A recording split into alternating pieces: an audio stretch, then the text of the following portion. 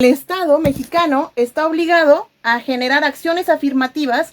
Esto quiere decir que sabe que las mujeres son un grupo vulnerable que se encuentran por debajo del nivel de disfrute de derechos humanos, y por eso está obligado a generar las condiciones para que las mujeres puedan disfrutar de todos sus derechos. Lamentablemente, como justamente acabamos de ser objetos de un ataque, pues vivimos en esta violencia. Y por ello es que se hace pertinente hablar de discriminación y discriminación por razones de género. Sin embargo, en ese sentido, debemos recordar que la perspectiva de género es una metodología que no busca en ningún momento generar que las mujeres estén por arriba del disfrute de todos los derechos de los demás, sino que al contrario, salgan del -1, -2, -3, -4 en el que se encuentran para que entren al piso parejo. En ese sentido es que tenemos todos estos conceptos, y perspectiva de género se va a tratar, por lo tanto, de una metodología. ¿Ok? Muy bien. Tenemos algunos delitos que son los que ustedes conocen y que lamentablemente muchas personas pueden ser víctima de ellos. En ese sentido, tenemos el delito de abuso sexual, violación sexual, violencia familiar, que es el concepto que le ha otorgado el Estado de Oaxaca, hostigamiento sexual y acoso sexual. Estos son algunos de los delitos que lamentablemente las víctimas pueden sufrir. En ese sentido, tenemos que abuso sexual se refiere a los tocamientos en cualquier parte del cuerpo, con el ánimo de tener una relación erótica con la persona, y es no consentido. En ese sentido, el abuso sexual se refiere a los tocamientos no consentidos. La violación sexual, por su parte, se refiere entonces a la cópula o a la relación sexual con la persona sin que ésta lo haya consentido, y en este sentido tiene que ver con justamente la relación sexual. La diferencia entre abuso y violación sexual justamente va a ser en ese sentido, en el que la violación sexual se refiere a la relación sexual o no consentida, que puede ser de las diferentes variantes que podríamos tener, y el abuso sexual solamente se refiere a los tocamientos. De acuerdo a las últimas teorías, cuando ustedes denuncien ya sea en los medios de comunicación, a través de un comunicado o en sus redes sociales, pues debemos ser muy certeros respecto de las palabras y no ocupar la palabra abuso sexual como sinónimo de violación sexual, debido a que pues tienen sentidos distintos. En ese sentido, por favor, si se refiere a una violación sexual, llamarla como lo que es, violación sexual. Y algunas veces en los medios de comunicación se denuncia como el abusador sexual. La palabra que se busca es el violador sexual, no es un sinónimo. El abusador sexual se referiría a los tocamientos, y el violador sexual se referiría a estas personas que ejercen la cópula sin consentimiento, es decir, que tienen relaciones sexuales. Entonces es muy importante llamarlo por su nombre. No hay sinónimo de violador sexual más que violador sexual. Violador sexual y abusador sexual, en este sentido, pues no son lo mismo, porque tienen esas diferencias. Abusador sexual, se los recuerdo, tocamientos, y violador sexual, el que lleva a cabo las relaciones sexuales sin consentimiento. Ahora bien, tenemos las dos formas entre hostigamiento sexual y acoso sexual. En ese sentido, aunque también pudieran parecer sinónimos, no se refieren a los mismos conceptos.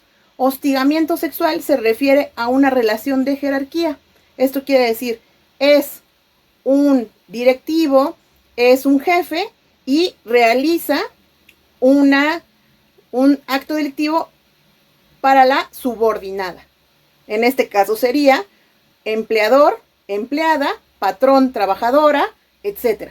Ese sería el caso del hostigamiento sexual, cuando la intención es generar que las personas lleven a cabo alguna actividad que no quiera, por ejemplo, favores sexuales o que le comparta fotografías íntimas, eróticas, etcétera. ¿Y de qué se aprovecha? Se aprovecha de la jerarquía que puede llevar y del poder que pueda tener sobre la persona por esta relación jerarquizada. Esto quiere decir de la dirección hacia una subalterna. A eso se refiere el delito de hostigamiento sexual, que son estas invitaciones impertinentes para llevar a cabo alguna actividad que yo no quiero llevar a cabo. O bien el acoso sexual, que van a ser también estas invitaciones, pero va a ser por parte de un par. Eso quiere decir que es otro trabajador como yo, en el que no hay jerarquía.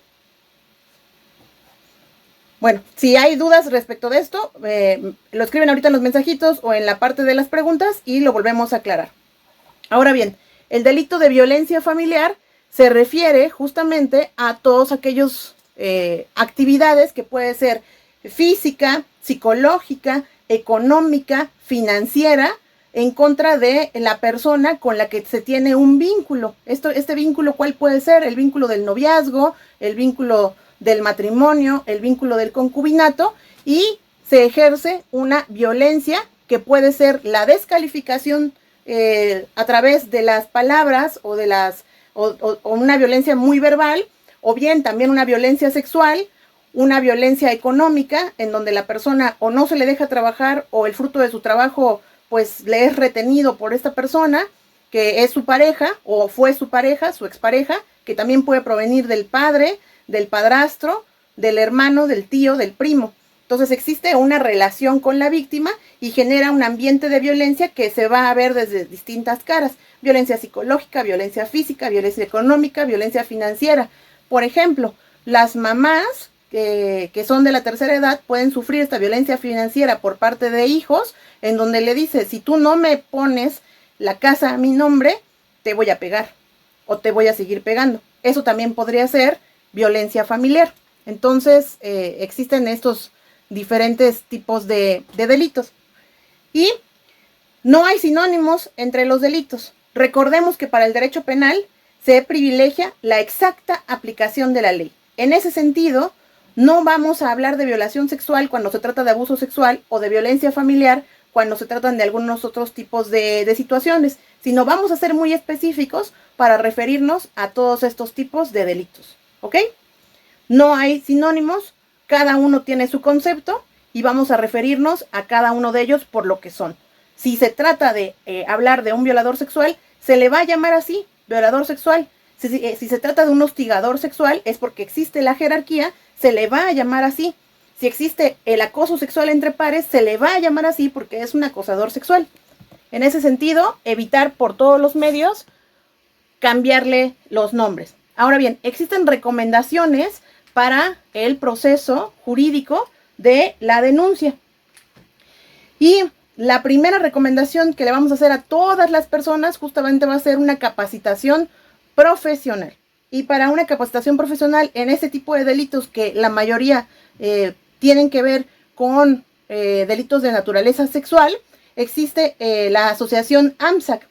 Y la asociación AMSAC incluso capacita y certifica a profesionales en estas áreas y se denomina Asociación Mexicana para la Salud Sexual. Su página de internet es www.amssac.org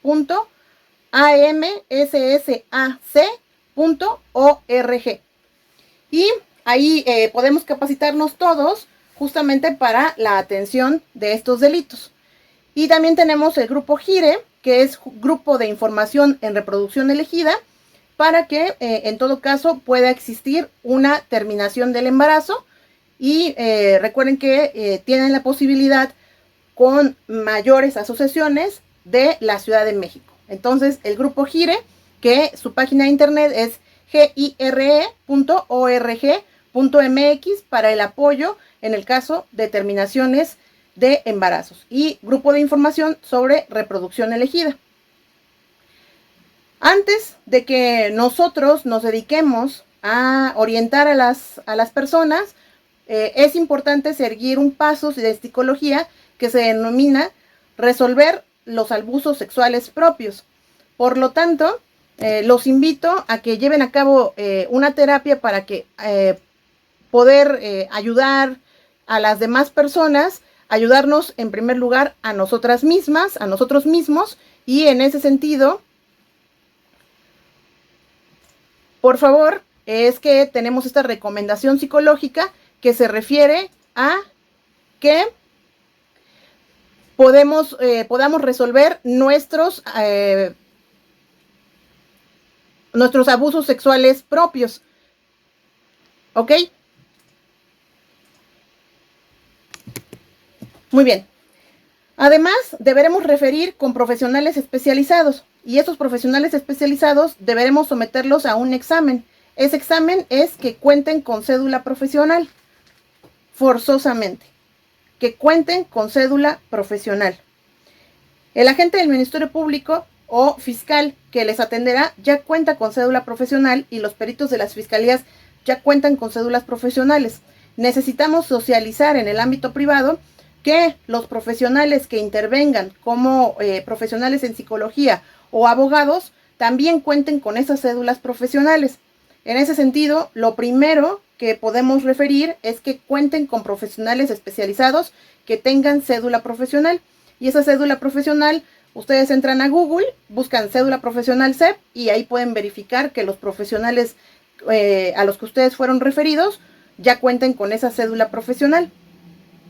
En ese sentido, pueden tener una terapia con un psicólogo especialista de preferencia en trauma, con una persona especialista en sexología o con abogados especializados, abogadas especializados en el sistema procesal penal, acusatorio y oral. Esto es muy importante debido a que justamente los protocolos y los manuales que se están ocupando pues son actualizados y necesitamos a profesionales que hayan sido actualizados. Estas serían las recomendaciones para ayudar a otros, a dónde los vamos a canalizar, cómo los vamos a referir y de qué manera vamos a ingresar en este tipo de apoyos. ¿Ok? Tenemos entonces que necesitamos una capacitación profesional propia. Eso quiere decir actualizarnos en todos los medios como protocolos, algunos emitidos por la Corte, Suprema Corte de Justicia de la Nación, y algunos emitidos por PGR o FGR. En ese sentido, tenemos el protocolo de la Corte, que es para juzgar con perspectiva de género, que acaba de ser reeditado el año pasado. Y tenemos el protocolo para juzgar con perspectiva de infancia y adolescencia. Además tenemos el protocolo en casos que involucren la orientación sexual o identidad de género, también emitido por la Corte.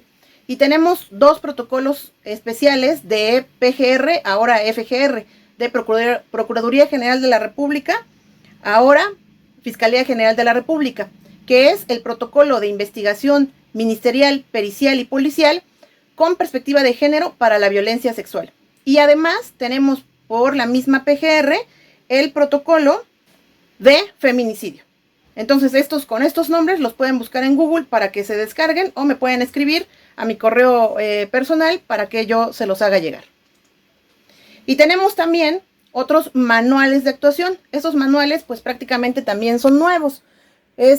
Todos son editados por la Corte y es manual sobre los efectos de los estereotipos en la impartición de justicia.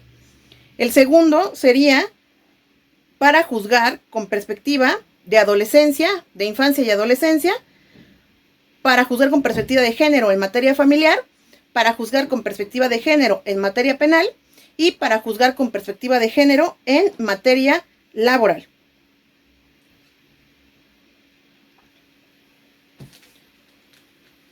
¿Ok? Y necesitamos solicitar a la persona que vaya a denunciar una red de apoyo, es decir, solicitar albergue temporal a familiares o amigos.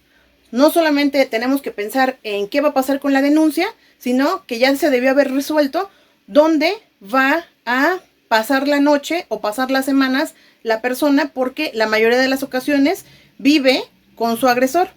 En ese sentido, se deberá, antes de iniciar este proceso, solicitar una red de apoyo para ese albergue temporal a familiares o amigos. Y me mencionarán de que, bueno, existen albergues públicos. Sí, la situación es que estos albergues públicos la mayoría de las veces están abarrotados o bien ya no existen, ¿no? Eso es también lo que puede ocurrir, que estos albergues, sin embargo, pues ya no existen. Entonces, por favor, aquí les pido que se genere una red de apoyo.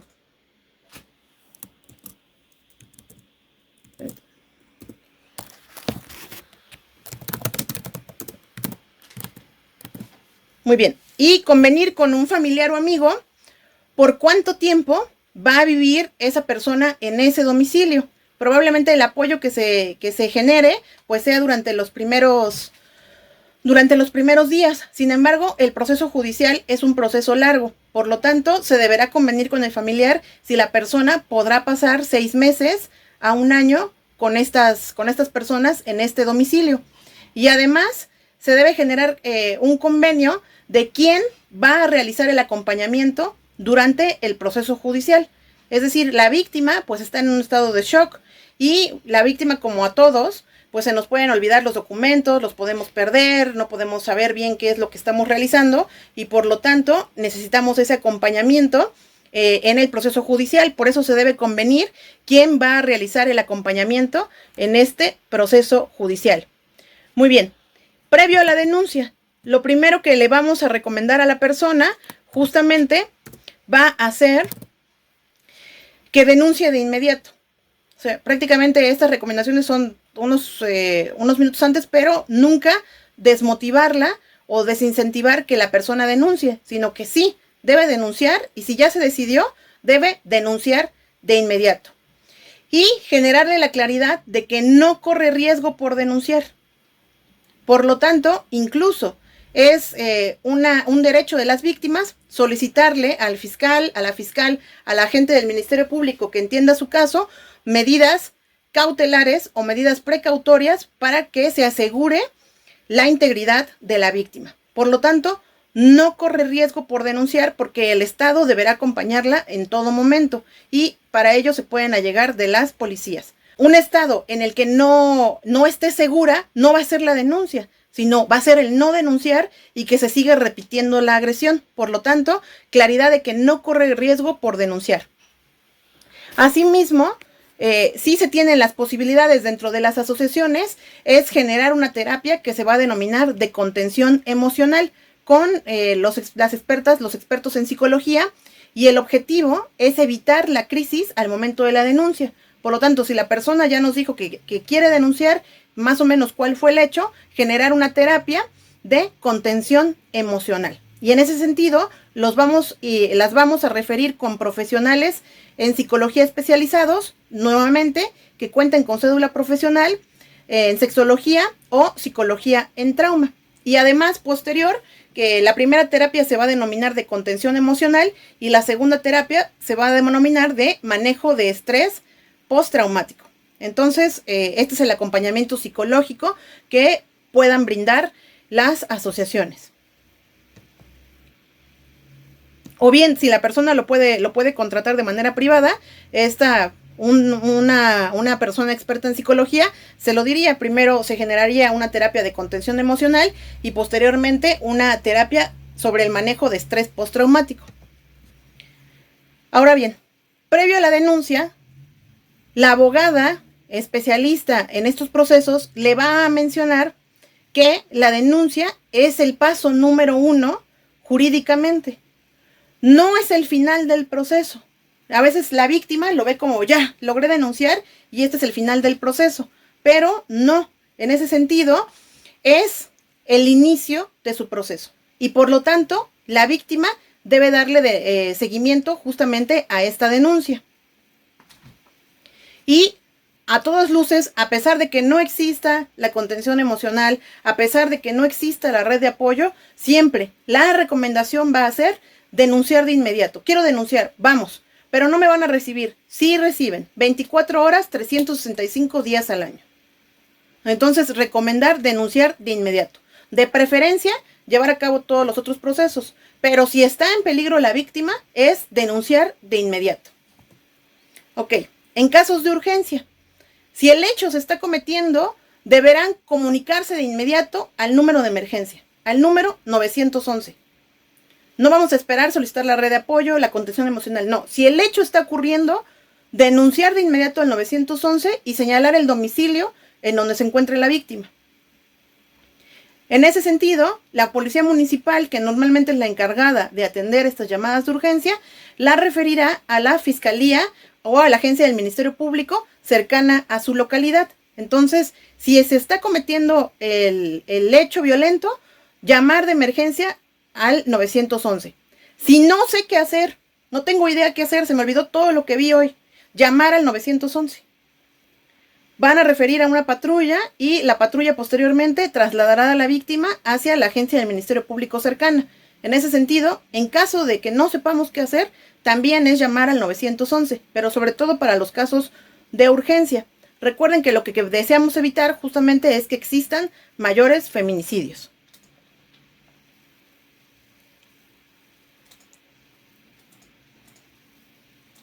Ok. Sobre la denuncia en Oaxaca, porque yo sé que la mayoría de los que estamos hoy aquí estamos respecto del estado de Oaxaca. Tenemos varias opciones.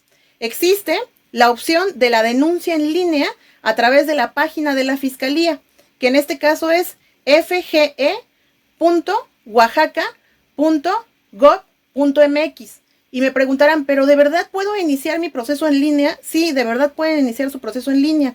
Van a llenar un cuestionario que va a ser un cuestionario muy específico y detallado.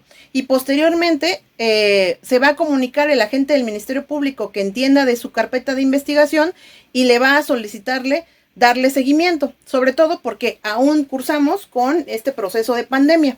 Sin embargo, la persona pues sí deberá acudir posteriormente, pero puede iniciarlo de esta manera. También existe una aplicación móvil que se llama FGEO Contigo, que es Fiscalía General del Estado de Oaxaca Contigo, que la pueden descargar y también pueden denunciar a través de esa aplicación móvil. O bien pueden presentarse en la ciudad de Oaxaca, en la calle de Armenta y López, número 700, Colonia Centro, Oaxaca de Juárez, Oaxaca, que es vecino a la Cruz Roja. Y la fiscalía especializada se denomina Fiscalía para la Atención a Delitos contra la Mujer por razón de género. ¿Qué pasa si no estoy en la ciudad de Oaxaca? Cualquier agencia del Ministerio Público va a recibir, tiene la obligación de recibir su denuncia. ¿Y qué documentos debo llevar? De preferencia, pero no es necesario como tal, sino de preferencia, copia de su identificación oficial y copia de algunos documentos. Sin embargo, les recuerdo que si es una urgencia, es llamar al 911 para que la policía municipal se haga presente en el lugar de los hechos. Si la persona puede acudir, porque en este caso no es una urgencia de algo que esté sucediendo en este momento, puede denunciar a través de estos medios y darle seguimiento a su denuncia. Ahora bien, la persona sí o sí deberá acudir personalmente a denunciar o darle continuidad a la denuncia en línea o a la denuncia que se hizo a través de la aplicación. ¿Por qué? Es importante acudir personalmente debido a que posteriormente acudirá con el médico legista y con la o el especialista en psicología. Entonces son las que se llaman las llamadas periciales, que va a ser el dictamen médico y el dictamen psicológico. Por eso no solamente puede realizar el seguimiento en línea, sino que es una necesidad, es necesario que acuda personalmente a denunciar o darle continuidad a esa denuncia en línea. Ok, aquí hay una pregunta que normalmente se realiza y es, ¿puedo denunciar en nombre de otra persona? Así, ¿yo puedo denunciar en nombre de otra persona? Sí, usted lo puede realizar a través del 911 porque el hecho está ocurriendo hoy, ¿no? Usted sabe que la persona está en peligro. En ese caso, pues hablará y mencionará que existen gritos, existe violencia en tal departamento, en tal casa, en tal lugar y llamará al 911. Sin embargo, la denuncia como tal, el registro de la denuncia y el proceso jurídico lo debe hacer personalmente la víctima. ¿Por qué? Porque la víctima personalmente es la que tiene que acudir al médico legista y a su pericial en psicología. Ahora bien, sobre los documentos que se deben acompañar en el momento de la denuncia. ¿Cuáles podría acompañar por un hecho que no es urgencia? Es decir, esta es una denuncia que se está realizando, pero digamos con tiempo. Bueno, en ese sentido, la víctima, por favor, de ser posible, si es posible, si no es posible no pasa nada, pero de ser posible es mejor para su denuncia, llevar una copia simple de una identificación oficial de la víctima, que puede ser su credencial INE, su licencia de conducir, su pasaporte, su credencial del IMSS, etc. De ser posible, una identificación oficial del imputado, es decir, cómo se llama el novio, cómo se llama el esposo, cómo se llama el exesposo, cómo se llama el concubino, y de ser posible entonces también una copia oficial una copia simple de la identificación oficial del imputado. Si están casados, copia de su acta de matrimonio, o bien copia de la constancia de concubinato. Si no se tiene tampoco, copia del acta de nacimiento de los hijos en donde aparezca el padre, que normalmente se denuncia a esta persona. Y si es que ya se lleva a cabo un proceso pues más avanzado, que ya hayan tenido un divorcio o ya hayan tenido una separación de concubinos en los juzgados familiares, una copia del proceso familiar. Si no se ha generado nada de eso y a lo mejor nada más celebraron un acuerdo en el DIF, copia de ese acuerdo del DIF. La pregunta es, ¿por qué necesito una identificación oficial del imputado? Porque con la fotografía y los datos que vengan de esa copia, la policía del Ministerio Público, que en este caso es la Agencia Estatal de Investigaciones, podrá ubicar al agresor, cuando se conoce al agresor, de manera más efectiva. Entonces, la carpeta de investigación ya no solamente nombra a un imputado, a una persona que cometió el hecho, sino que además ya tienen una fotografía de los policías o las comandantes de género para seguirlo, para saber de quién se trata. ¿Ok? Esa es la razón, que se puede identificar cuál es la relación que tiene con la víctima, que en este caso sería el acta de matrimonio o la constancia de concubinato, el acta de nacimiento de los hijos, y qué tan violento o cuál es el estado del proceso judicial que se lleva a cabo. Por eso, si ya había habido un convenio y esta persona rompe el convenio, no lo quiere observar, es que es necesario copia del acuerdo del DIF o del proceso familiar que ya se llevó a cabo en los juzgados familiares. Ok, ahora bien, sobre lo que va a denunciar la persona. En ese sentido también, de ser posible que la persona organice cronológicamente los hechos. Normalmente, ante el shock o ante el hecho violento, pues solamente se acuerdan de manera desordenada de que una vez le rompió el brazo y de que una vez le dio de puñetazos en la cara. Pero pues no tenemos bien fechas, años, etc. Entonces, de ser posible que la víctima organice cronológicamente los hechos, es decir, nos diga cuándo lo conoció y cuándo se casó con él o cuándo decidió vivir con esa persona, cuándo nacieron sus hijos. Y que lo de que denuncie en un primer momento sea el último hecho violento, es decir, hoy domingo a las 2 de la tarde después del partido, porque había bebido unas cervezas, me cacheteó, me jaló de los cabellos y me tiró por las escaleras. Ese es el último hecho violento que sucedió hoy. Y además, como antecedente, nos va a relatar cuando le rompió el brazo, cuando le dio de puñetazos en la cara, cuando le rompió una botella de cerveza en la cabeza, pero con fechas que significan días, meses y años, ¿ok? Y ser lo más detallado y específico posible. No queremos que nos invente, queremos que nos diga qué fue lo que pasó y cómo pasó. Eso quiere decir, estaba jugando Pumas América. A la mitad del partido, eso quiere decir que fueron como a las 2 de la tarde, pues él ya había bebido como 4 cervezas y fue cuando me puse enfrente de la televisión y por eso me empezó a pegar. ¿Y qué le pasó? ¿Qué le pegó? Ah, pues primero me aventó la botella de cerveza que rompió la televisión. Posteriormente me agarró, me jaló de los cabellos porque yo intenté correr y como vivimos en un departamento, me aventó por las escaleras y cuando caí en el descanso de las escaleras, me agarró a patadas. Oiga, señora, ¿y quién vio esto? Mi vecina del A, que se llama Margarita, y mi vecino del D, que se llama David. Entonces, señalar los testigos si los hubiere. Y le vamos a preguntar, oiga, señora, ¿y usted vive enfrente de un Oxxo, o vive enfrente de un banco, o vive enfrente de alguna tienda? Y dice, sí, yo vivo enfrente de un Oxxo. Ah, ok.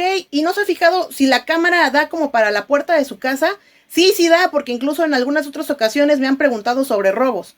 Ah, bueno, entonces va a señalar testigos, si los hubiere, y señalar si pueden existir cámaras que hayan grabado el hecho.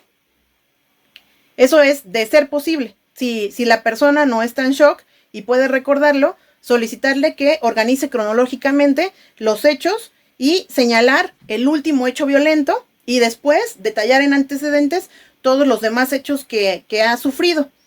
También, si por ejemplo fue atendida en el IMSS, etcétera, que nos señale si fue atendida en algún centro de salud para que se realice la investigación en esos centros de salud sobre los otros hechos violentos. Ok.